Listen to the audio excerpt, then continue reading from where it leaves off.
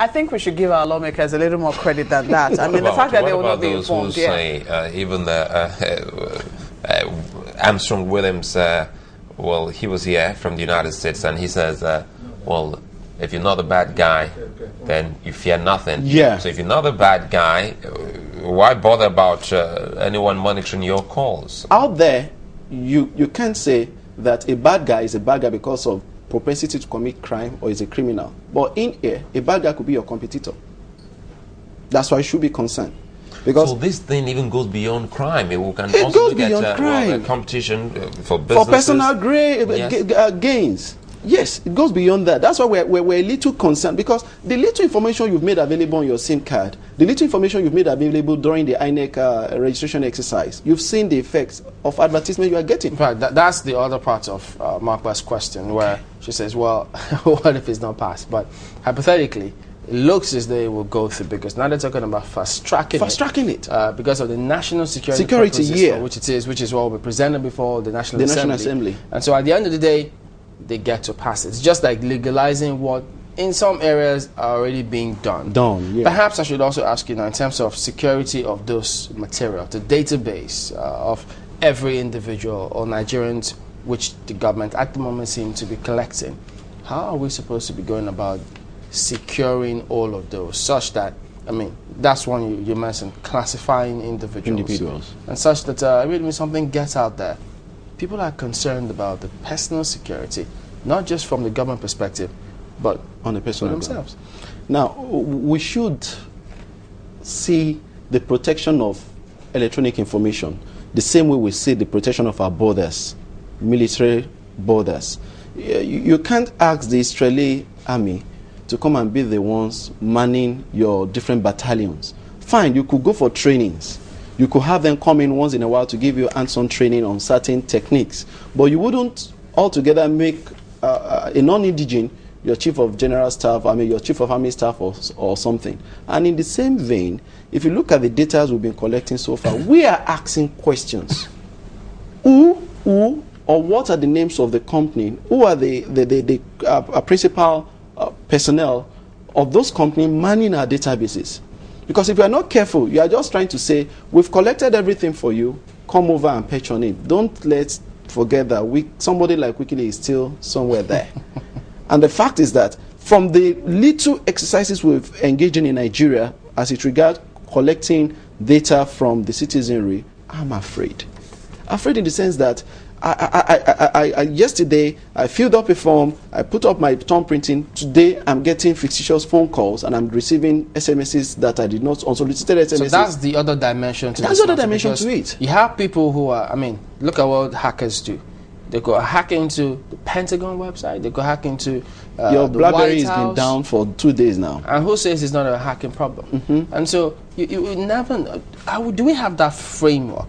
Because it's one thing to say, well, we will do this. If it gets into the wrong hands, do we have the capability to pull it back? Let me break it down.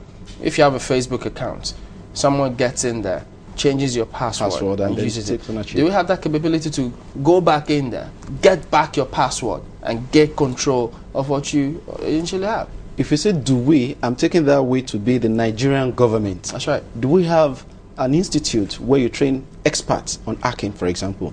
No. Do we have an institute where you train a computer security forensic expert? No. You allow individuals to go out there to learn, to do this, which of course their professional capability could be paid for by anybody. Normally, okay, it was said, was it 2 days ago, the next Olympic in UK, they employed 1,000 hackers to start trying the network, to start bombarding it with viruses and worms to see how security, the security that has been set up, if it is going to be proven, should any attack come during the event. Do we have anybody trying out even the CBN network in Nigeria? Do we have anybody? Have we got a body? Have we got an institute? Or do we even have the legal framework? You know, somebody will just tell you, I traveled to Honolulu and I found this technology, I think it's going to work here. You've not gone to the nitty-gritty of that technology. You don't know if, having bought the equipment, you will need these people to keep on giving you periodical support, not only for the machine, but also for the content. So those are critical things we need to, countries that have done this, they don't just jump at technology. They sit down, they call in the expert and say, come, this is our problem. Here are the foreseen solutions. How do we bring in the solution into the problem without creating more problem? But in the Nigerian sector, we just sit down and say, what is the cost? You roll out, and the next tomorrow, you are rolling in, bringing in another money into the budget to think of how you are going to. You are the one that approved the other one. Then the problem that have been created by that, again, you roll out money again to get it solved. Well, with the speed with which they're carrying about, going about this particular bill, some say, if truly it's passed now, who determines, or is there any kind of possibility that the government will, at the end of the day, abuse such laws? I wouldn't want to speak for the government, sincerely, because I'm just like you. Well, is this subject to abuse? No, we're not it speaking. Is subject to abuse, now, yes. Drawing from the phone hacking scandal in the UK, is it subject to abuse? It is subject to abuse if we don't have a framework. Now, I said something the other time. I said, because sorry, Mr. Shemola, come to think of it, this talk you just gave now, because quite recently, when everyone went for some form of registration or the other, it could be your SIM, it could be your during INEC. We started getting different messages that you weren't getting before then. Messages that we weren't getting before on our phones. Sometimes maybe a certain 547 calls you up on your phone. You pick it up. There's a commercial on at the other end. So are you saying it's as a result of us sometimes failing some kind of documents that are not well protected, and we give such information out to the public? I don't know if you're even aware of this. Or at random they get our numbers? No, let me even tell you this on a serious note. And I know I'm speaking to the public and I'm conscious of what I'm saying. That I don't know if you're aware that if I need to send a bulk SMS to numbers, there are vendors that can sell your phone number to them. You just tell them, you want to send to, what's your targeted environment? Is it Lagos? Don't worry, we have the numbers. You buy at certain kobo or naira. Yes. You want to send the product code, they will give you the product code number. Where and how? All these vendors we're talking about, where are they getting the raw telephone number from? If it is not a matter of abuse. That's frightening, because it's frightening. That's true. Hey guys, it's sometimes you get messages on your phone telling you about an event happening around your neighborhood. You wonder, how did they get my number? How, in heaven's name, they know I live around this area? You know, before they went for that to even be impersonating corporate body, they would just send you SMS using the internet gateway to tell you CBN, tell you this bank. But they've left that now. They now feel, look, we don't want to be bad guys altogether. Why don't you just let's be selling the numbers? So people can actually sell your information, because that is your entirety. What about this one? Will we appreciate it any better if we say, I mean, NCC gave that directive to telecom firms, do not sell pre-registered SIM cards. Good. But today, we see it happening in the market. 150 million Nigerians. So we have the figure. And nobody. Have you seen somebody, just a person, that have been prosecuted based on all these things we are talking about? We saw 2 or 3 arrested the other time, or some vendors that were selling, but what's the aftermath? 2 or 3 in a population of 150 million? These things are happening. It calls for us to be conscious that, fine, we know that at a certain time the government will have to have surveillance because of this bombing and all that. But to the lay Nigerian, a lay person, my humble self, how secure if you were to advise the government? You know, that's that same question. I think that before the lawmakers, I'm convinced, I want to have a little more faith in my lawmakers.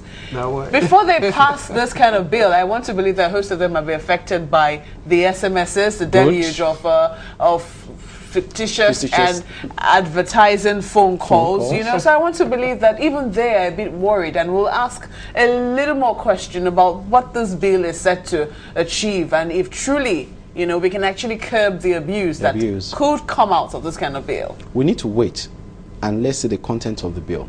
Well, apart from the content, a quick one here before you leave us. What would you be saying to them just in case the bill comes before them? What kind of questions would you be asking leading up to passage or non-passage of such bill? Before we go to the passage of this bill, I'll look at what is on ground. What's regulatory role, or who is playing the regulatory role, and to what extent do we have the regulatory role played on the providers of these technologies?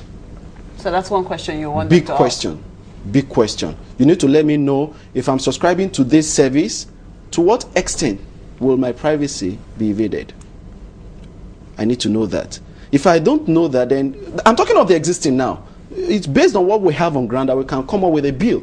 But if you don't have somebody regulating what is going on currently, that you get text messages and all that, you cannot trace it, let me tell you, they could be traced, really. But if you are shying away from tracing some of these things, but when it comes to exchanging the information for Naira and Kobo, we can go ahead and get all that, then it calls for me to be concerned. What about what we also hear, because a lot of Nigerians don't get to hear this every day, from some time ago with SFU in Lagos, they caught some guys, some programmers, who, of course, dealing with the banks, you know how they program some of those equipments, they do it.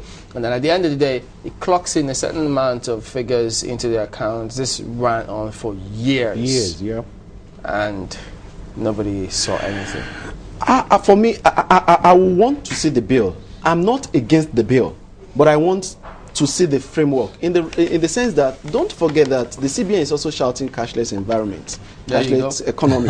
And if you are not careful, if it's not just about my telephone number that is now being accessed by somebody without my knowledge, what about my bank accounts? So nations can be destroyed. It can be destroyed. We can be made with simple technology. And yes, nations are also made. Calling all the necessary professionals, sit across board, dot all the I's, cross all the T's before coming up with a bill. Now with that bank issue, I think I shudder.